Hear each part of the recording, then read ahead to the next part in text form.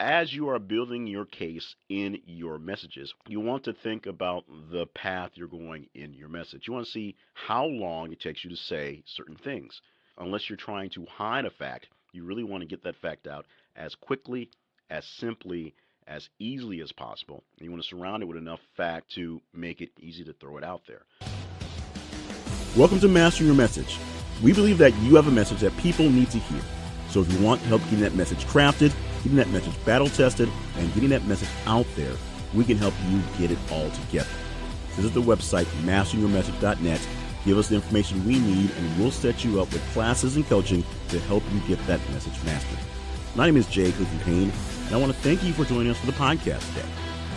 Today's podcast will be filled with both rhyme and reason.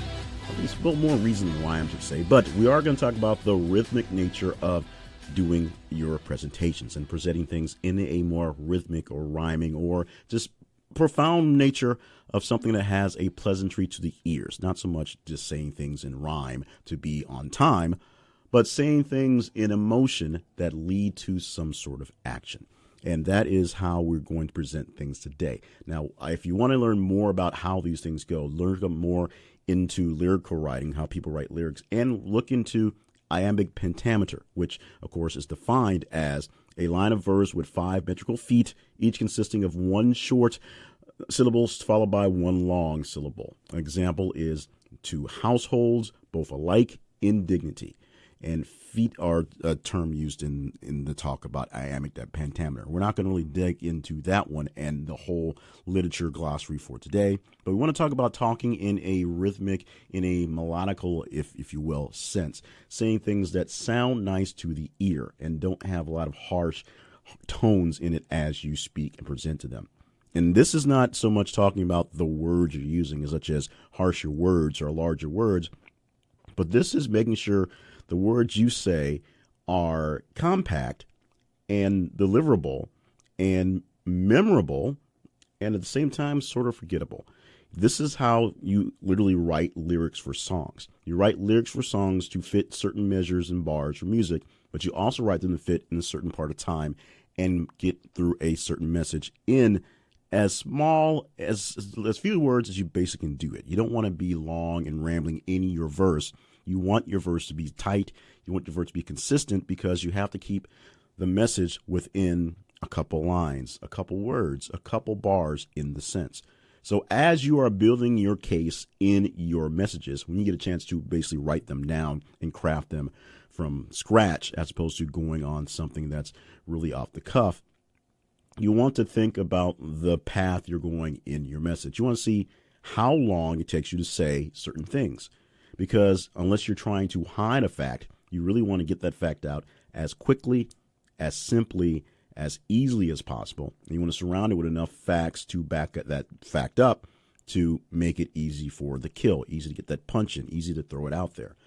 So if you want to tell someone that they're doing bad at a job, one example is you use the sandwich method of communicating, something they teach a lot of managers, and they still don't really do it very well. But what you do is, if you have something you want to present that's not such a great thing, you sandwich it between two great things. So it's a good open, hey, we're glad you do this, the not so great middle, but we really need a little more work done on this end, and a pretty good close that's both inspirational and allows them to know that you're there to help, saying, and I'm going to help you work on this. We're going to do it this way. That's one way to get a message out. You sandwich a bad part of the message between two good parts. That's one way to make it sound that it flows to you in a way that's more easy to digest, like a sandwich. It's something great is opening you up. That bad thing closes you down slightly, and that good thing opens you back up again to take in the actual message in the middle. You can also just work on just literally being rhythmic and being melodic in your tones.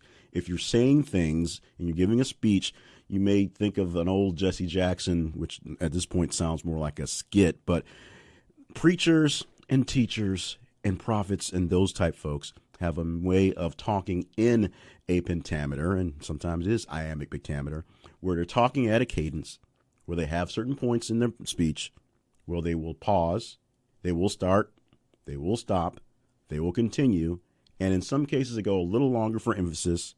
Some they do very short bursts to let you know what's going on.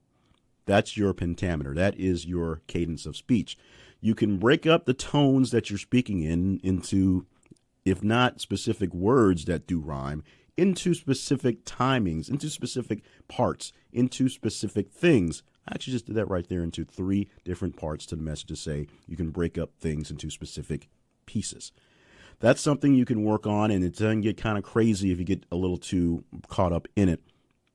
But it emphasizes your one point with 3 distinct wordings of the point. I told you repetition is a key to everything. Repetition really does make things work out. And when you do things in this way, especially if you get rhythmic and get the right pentameter, get the right metric going for your speech, you can make things and repeat the same piece over and over again. And it stretches out your presentation.